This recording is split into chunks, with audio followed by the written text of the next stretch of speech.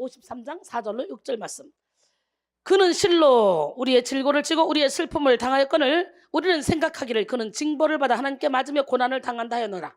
그가 찔림은 우리의 허물 때문이요 그가 상함은 우리의 죄악 때문이라. 그가 징계를 받음으로 우리는 평안을 누리고 그가 채찍에 맞음으로 우리는 나음을 받았도다. 우리는 다 양같아서 그렇게 행하여 각기 제 길로 갔거늘 여호와께서는 우리 모두의 죄악을 그에게 담당시키셨도다. 예수 그리스도의 성취 세 번째 시간으로 그가 징계를 받음으로 라는 제목으로 말씀을 나누겠습니다. 살아계신 하나님은 이 일을 지어 성취하시되 완전한 성취를 이루시는 분이에요. 하나님은 계획하신 것을 반드시 이루시고 약속하신 것을 정확하게 지켜주시는 분이에요. 예레미야 33장 2절로 3절 보니까 이를 행하시는 여호와 그거를 만들어 성취하시는 여호와 그의 이름을 여호와라는 이가 이와 같이 이르시던도다. 너는 내게 부르짖으라. 내가 내게 응답하겠고 내가 알지 못하는 크고 은밀한 일을 내게 보이리라. 마태복음 5장 18절 진실로 너에게 이르노니 천지가 없어지기 전에는 율법의 1.1획도 결코 없어지지 아니하고 다 이루리라 그랬어요.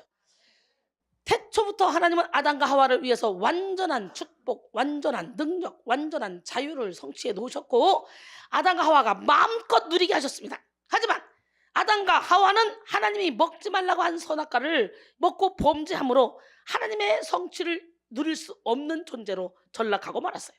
죄는 그들의 영적 생명이 죽음에 이르게 했고 하나님과 분리되는 삶을 자초하게 만들었습니다. 하지만 하나님은 영원한 파멸을 향해 달려가는 인간들을 지켜만 보고 있을 수가 없었어요. 그래서 하나님은 아담과 하와가 범죄하자마자 인류를 구원할 구속 계획을 가지고 계셨어요. 창세기 3장 15절에 내가 너로 여자와 원수가 되게 하고 내 후손도 여자의 후손과 원수가 되게 하리니 여자의 후손은 내 머리를 상하게 할 것이요 너는 그의 발꿈치를 상하게 할 것이니라. 예수 그리스도는 구약을 통해 선포된 하나님의 모든 언약을 성취하기 위해 이 땅에 오신 하나님의 아들이십니다. 예수 그리스도는 모든 것의 성취가 되십니다. 예수님은 모든 능력의 성취, 치료의 성취, 지혜의 성취, 사랑의 성취가 되십니다. 이 땅에 오신 예수님은 에레미야, 이사야, 다니엘, 에스겔 등의 수많은 구약의 선자들의 예언을 정확하게 성취하시며 이 땅에서 하나님의 뜻을 성취해 내셨습니다. 그래서 십자가에서 죽으시면서 다 이루었다고 선포하셨어요. 오늘 여러분 모두가 다 이루었다 하신 주님의 그 놀라운 선포를 통해 주님 안에서 나도 다 이루었다. 그리고 진리 안에 자유 가운데 거하시길 원합니다. 요한복음 19장 28절로 30절 그 후에 예수께서 모든 일이 이미 이루어진 줄 아시고 성경을 응하게 하려 하사 이르시되 내가 목마르다 하시니 거기 신포도주가 가득히 담긴 그릇이 있는지라. 사람들이 신포도주를 적신 해면을 우슬초에 메어 예수의 입에 대니 예수께서 신포도주를 받으신 후에 이르시되 다 이루었다 하시고 머리를 숙이니 영혼이 떠나가시니라. 예수님 당시에 다 이루었다 사용할 수 있는 것은요 어느 특정 상황에서만 사용하는 이 용어라고 합니다. 첫째는 주인이 노예 또는 하인에게 어떤 일을 맡겼을 때 그 일을 끝마친 노예와 하인들이 주인에게 다 이루었다라고 보고하는 용어.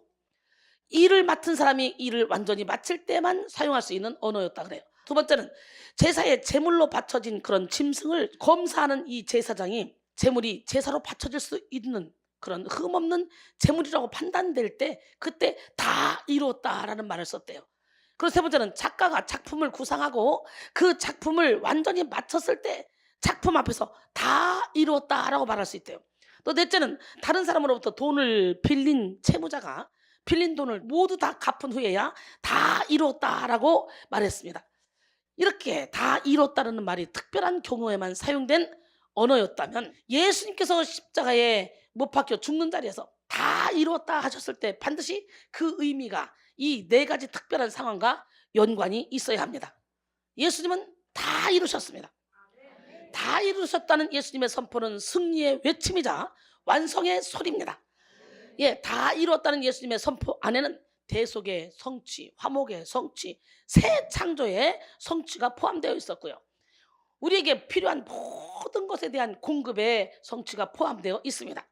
주님은 칼과 창, 못과 가시의 찔림으로 우리의 허물을 제하셨고 상함을 입으심으로 우리의 죄를 다 사하셨어. 징계를 받음으로 우리는 평화를 누리게 하셨어. 이것이 예수 그리스도의 성취입니다. 우리는 믿음으로 예수 그리스도의 성취를 누림으로 완전한 신용, 완전한 변화, 완전한 능력을 누려야 됩니다. 예수 그리스도의 성취를 누릴 때 우리는 허물과 죄악에 빠지지 않고 평화와 나음을 누릴 수 있습니다. 우리는 예수님께 우리 모든 저주와 죄값을 드리고 예수님은 그 죄를 지고 십자가에서 대신 징계 받으심으로 우리에게 완전한 의를 선물로 주십니다. 우리는 예수님께 슬픔을 드리고 예수님은 우리에게 기쁨을 주십니다. 내 손을 주께 높이 듭니다. 내 찬양 받으실 주님, 우리의 슬픔을 우리의 기쁨으로 바꿔주시는 좋으신 하나님, 내 손을 주께 높이 듭니다. 내 찬양 받으실 주님, 내 마음을 주께 완자옵니다. 내 찬양 받으실 주님, 슬픔 대신 희락을 제 대신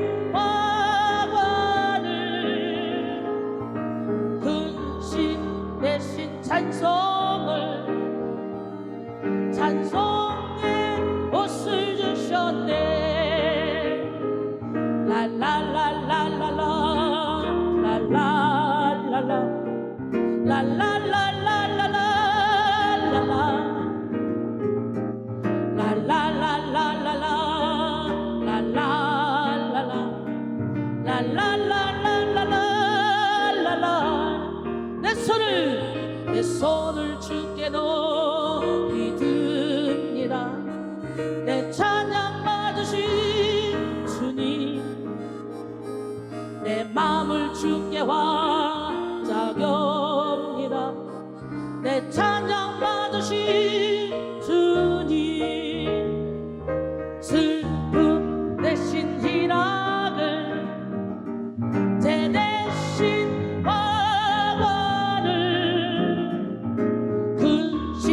대신 찬송의 옷을 주셨네. 라라라라라라 라라라라 라라라라라라 라라라라라라 라라라라라라. 슬픔 대신 희락을 제 대신 화관을 근심 대신 찬송의 옷을 주셨네. 라라라라라라 라라라라 라라라라라라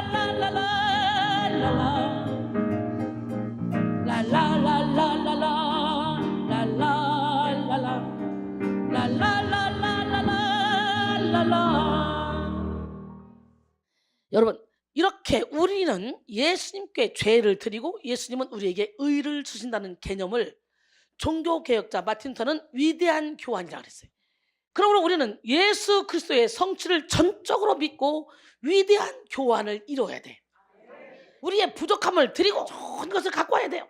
특별히 오늘 우리는 우리의 징계를 주님께 드리고 주님께서 주시는 평안을 얻어야 돼. 죄는 징계를 통해 사해집니다. 국어사전은 징계를 이렇게 정의하죠. 허물 따위를 뉘우치도록 주의를 주고 나무람. 부정이나 부당한 행위에 대해서 제재를 가함. 여기서 제재를 가한다는 이 말은 벌을 준다는 말입니다. 곧 징계는 벌을 받는 것입니다.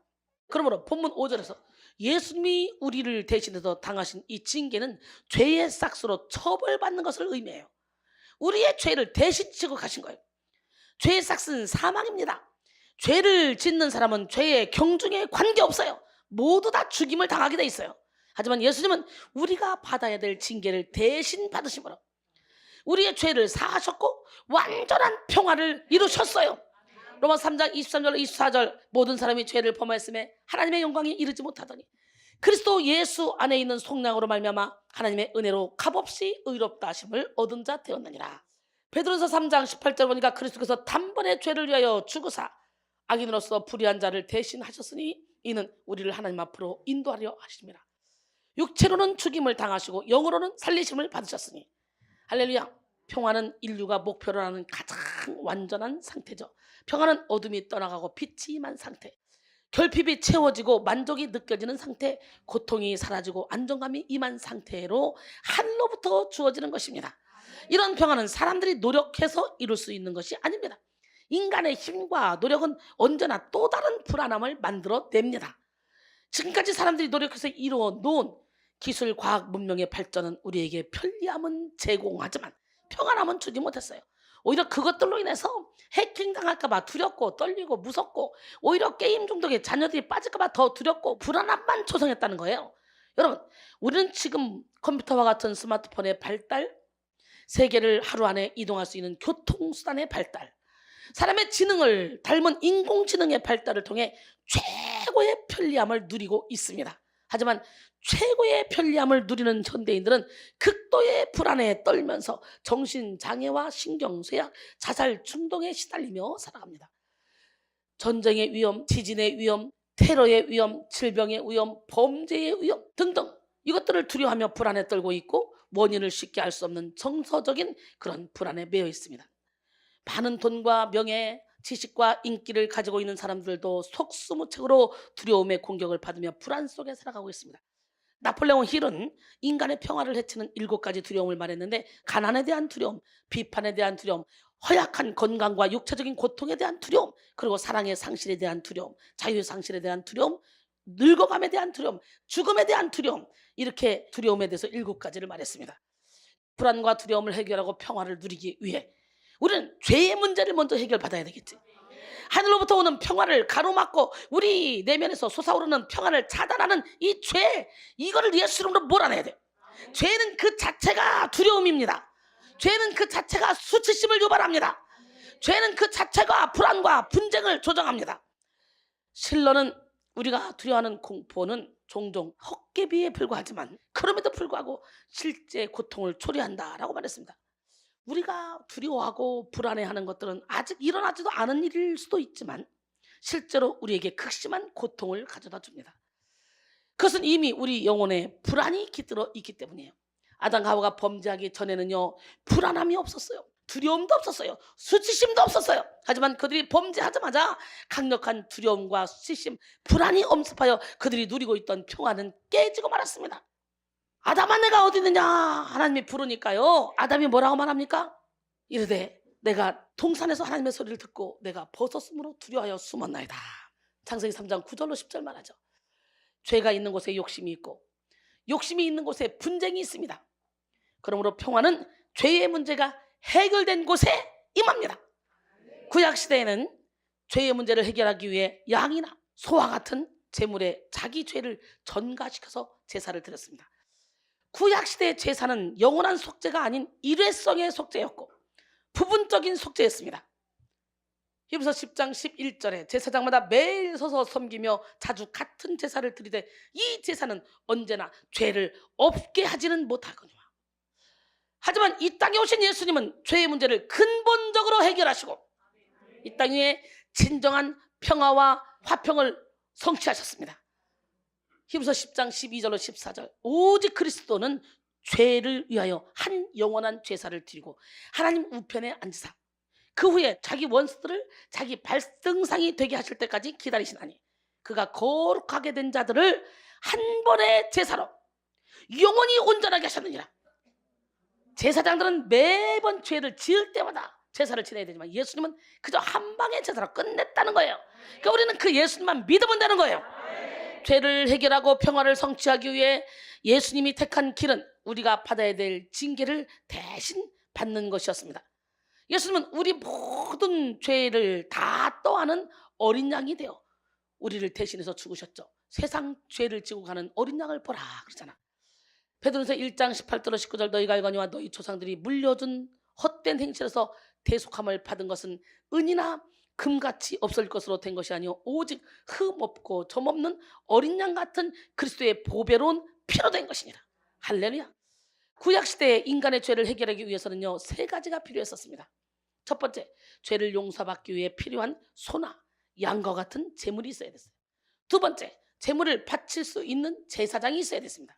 그리고 세 번째는 제사를 드릴 수 있는 장소인 성전이 있어야 됐어요. 그러나 구약시대의 제사는 한계를 가지고 있었습니다. 죄를 지을 때마다 반복해서 제사를 드려야만 했기 때문에, 또 구약의 제사는 사람의 양심을 근본적으로 깨끗하게 할 수가 없었습니다. 제사를 지내는 제사장도 불완전한 죄인이었기 때문에 남을 위해서 제사를 지내기 전에 먼저 자신의 죄를 위해서 제사를 지내야 했습니다. 그래서 완전하고 영구적인 죄사함을 얻기 위해서는 죄가 전혀 없는 완전한 제사장이신 예수 그리스도가 필요했다는 거죠. 그 죄사함의 역사가 예수님의 십자가를 통해서 완전하고 철저하게 이루어졌습니다. 히브리서 9장 12절로 14절, 염소와 송아지의 피로 하지 아니하고 오직 자기의 피로 영원한 속죄를 이루사 단번에 성소에 들어가게 하셨느니라. 염소와 황소의 피와 및 암송아지의 죄를 부정한 자에게 뿌려 그 육체를 정결하게 하여 거룩하게 하거든, 하물며 영원하신 성령으로 말미암아 흠없는 자기를 하나님께 드린 그리스도의 피가 어찌 너희 양심을 죽은 행실에서 깨끗하게 하고 살아계신 하나님을 섬기게 하지 못하겠느냐 그랬어요. 단번에 제물로 당신을 드리신 우리 주님, 그 주님은 이 시간에도 불꽃 같은 눈동자로 우리를 지켜보고 계시면서 우리를 위해 이미 다 해결해 놓으셨는데 너희들은 왜 자유를 못 누리냐, 왜 평강을 못 누리냐, 왜 병에 시달려 있냐, 그리고 안타까워하신다는 거예요. 예수님은 제사에 꼭 필요한 성전과 제사장과 제물이, 이 세 가지 모두를 성취하셨습니다. 예수님은 이 땅에 성전으로 오셨어요. 예수님이 이 땅에 제사장으로 오셨습니다. 예수님이 이 땅에 제물로 오셨어요. 히브리서 4장 14절에 보니까 그러므로 우리에게 큰 대제사장이 있으니 승천하시니 곧 하나님의 아들 예수시라. 우리가 믿는 도리를 굳게 잡을지어다 그랬어요. 구약의 모든 제사는 예수 그리스도의 구속 사역의 예표이자 그림자일 뿐입니다. 예수님은 단번에 우리의 모든 속죄를 이루셨습니다. 하나님은 우리에게 이제 믿음의 제사, 믿음의 예배만을 원하십니다. 예수 그리스도의 십자가로 인해 우리는 죄를 용서받기 위해서 더 이상 양이나 소를 끌고 성전에 갈 필요가 없게 됐어요. 예수님이 드리신 제사는 인간의 죄를 용서하기에 아주 완벽한 제사였기 때문에, 그러므로 우리는 우리의 죄를 용서받기 위해 우리가 추가로 더 해야 될 일은 없어.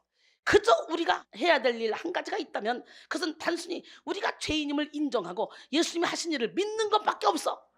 무죄한 예수님이 우리 대신 징계를 받기 위하여 십자가에 못 박혔다는 이 사실을 믿어야 합니다. 그러나 어리석은 사람들은 우리 대신 징계당하신 예수 그리스도를 믿지 않는다는 거죠.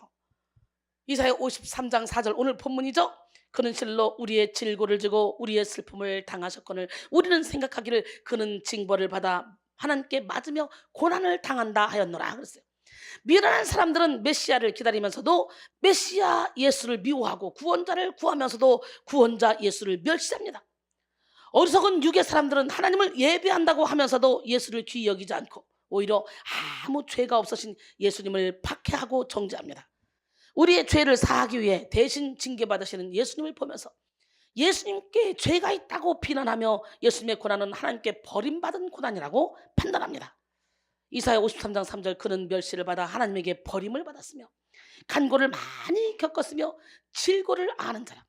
마치 사람들이 그에게서 얼굴을 가리는 것 같이 멸시를 당하였고 우리도 그를 귀히 여기지 아니하였도다. 자기 죄에 이끌린 사람들은 메시아 예수 그리스도를 배척합니다. 그들은 진리의 빛을 알아보지 못하고 무작정 싫어합니다. 죄 자체가 예수 그리스도를 미워하는 속성을 가지고 있기 때문이에요. 요한복음 1장 9절로 11절, 참빛 곧 세상에 와서 각 사람에게 비추는 빛이 있었나니 그가 세상에 계셨으며 세상은 그로 말미암아 지은 바 되었을 때 세상이 그를 알지 못하였고 자기 땅에 오며 자기 백성이 영접하지 아니하였으나 영접하는 자 곧 그 이름을 믿는 자들에게는 하나님의 자녀가 되는 권세를 주셨으니. 할렐루야. 세상에는 두 가지 죄인이 있습니다. 하나는 자기 죄를 인정하고 예수 그리스도를 믿어 회개하는 죄인이고요, 하나는 죄를 인정하지 않고 예수 그리스도를 부정하며 회개치 않는 죄인입니다.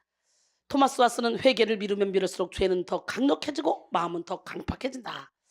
얼음이 더 단단하게 얼면 얼수록 그것을 깨기는 더 힘든 법이다 라고 했습니다. 유대 격언에도 더러워진 살갗을 씻기 위해서는 비누가 필요하고 마음을 씻기 위해서는 눈물이 필요하다 그랬어요.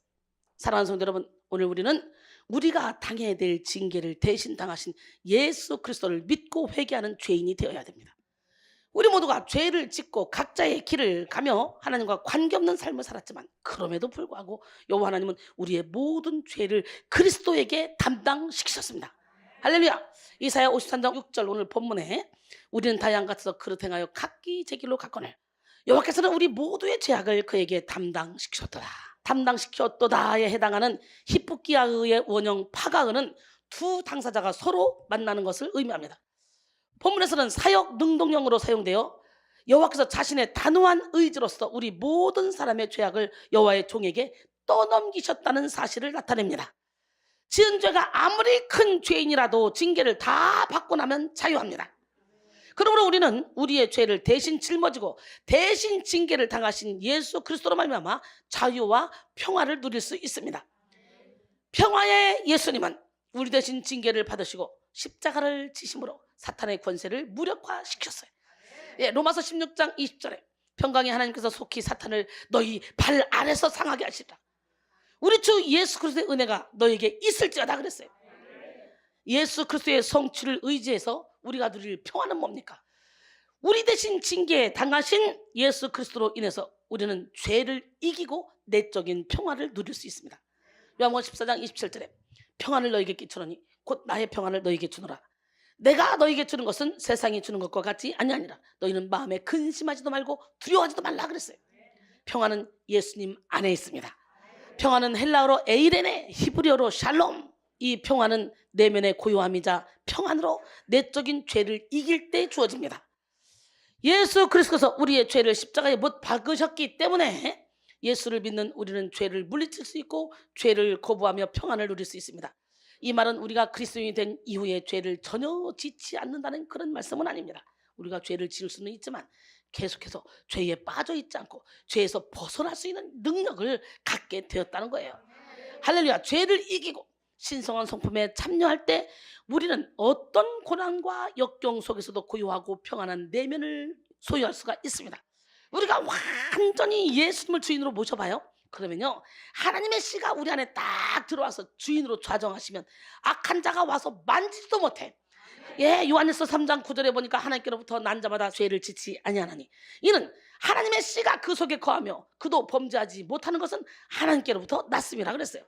우리 대신 징계당하신 예수 그리스도로 인해서 우리는 하나님과 화평을 누릴 수가 있습니다. 예수님이 주시는 평화는 단지 외적인 안녕과 조화뿐만 아니라 그 이상의 것인 하나님의 평화입니다. 이 평화는 하나님과의 올바른 관계로부터 생기는 구원과 충만한 은혜 및 진정한 희열을 뜻합니다. 우리는 십자가로 이루신 전에 멀리 있던 너희가 그리스도 예수 안에서 그리스도의 피로 가까워졌느니라. 그런 우리의 화평이신지라. 둘로 하나를 만드사 원수되고 곧 중간에 막힌 담을 자기 육체로 허시고 법조문으로 된 계명의 율법을 폐하셨으니 이는 이 둘로 자기 안에서 한 세 사람을 지어 화평하게 하시고 또 십자가로 이 둘을 한 몸으로 하나님과 화목하게 하려 하십니다. 원수된 것을 십자가에서 소멸하시고 또 오셔서 먼 데 있는 너희에게 평안을 전하시고 가까운 데 있는 자들에게 평안을 전하셨으니 이는 그로 말미암아 우리 둘이 한 성령 안에서 아버지께 나아감을 얻게 하려 하십니다. 그다음에 우리 대신 징계당하신 예수 그리스도로 인해서 우리는 모든 사람과 화평함을 누릴 수 있습니다. 예수님이 주신 평화에는 미움을 이기는 사랑, 분열을 이기는 연합, 다툼을 이기는 용서가 포함되어 있습니다. 그러므로 예수님의 평화를 누리는 사람은 모든 사람과 평화를 누리며 이 땅에서도 천국을 누리고 살아갑니다. 히브리서 12장 14절에 모든 사람과 더불어 화평함과 거룩함을 따르라. 이것이 없이는 아무도 주를 보지 못하리라. 마태복음 5장 9절에 화평케 하는 자는 복이 나니 그들이 하나님의 아들이라 일컬음을 받을 것이요. 그러기에 우리는 선으로 악을 이겨야 돼요. 결론적으로 사랑하는 성도 여러분, 오늘 우리는 예수 그리스도의 성취를 의지하여 완전한 평화를 누려야 됩니다. 주님은 우리가 받아야 될 징계를 대신 당하심으로 우리가 평화를 누리게 하셨습니다. 평화는 죄의 문제가 해결된 곳에 임합니다. 예수님은 우리에게 하늘의 평화를 주시기 위해서 우리의 모든 죄를 다 떠안은 어린 양이 되어 우리를 대신해서 죽으셨습니다. 그러면 우리는 우리를 대신해서 징계를 당하신 예수 그리스도를 의지해서 내적인 평화를 누리고 하나님과의 평화를 누리고 모든 사람과의 평화를 누려야 됩니다. 이 시간 여러분 모두가 예수 그리스도의 성취를 의지하여 세상이 알 수도 없고 세상이 줄 수도 없는 평화를 누리시기를 주님의 이름으로 축원합니다. 하나님은 살아계십니다. 그가 찔림은 우리 허물 때문에 우리 함께 찬양하고 우리 뜨겁게 한번 기도하겠습니다.